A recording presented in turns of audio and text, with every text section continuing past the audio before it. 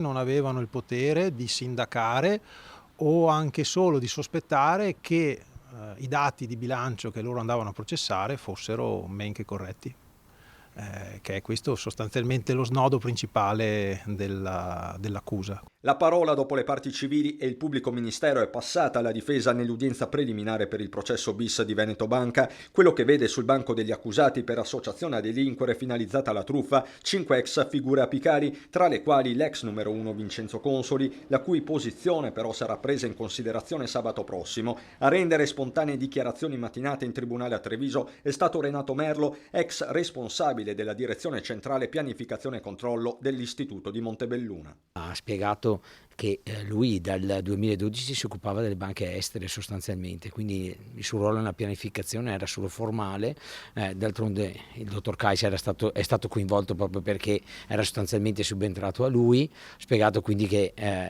la sua attenzione era spostata verso le banche estere fin dal 2012, ha spiegato come purtroppo lui per primo ha perso tutti i suoi risparmi e che credeva nel valore delle azioni tanto quanto gli altri.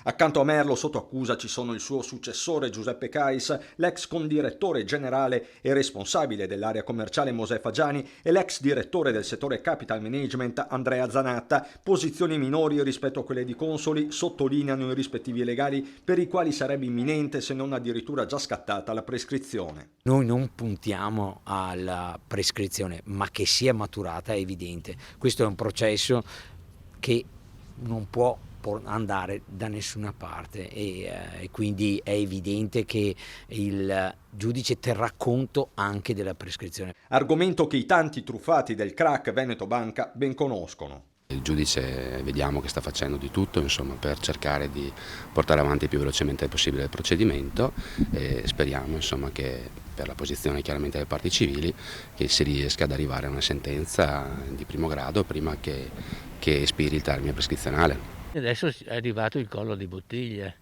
Già prima la crisi era rilevante, adesso è diventata patologica.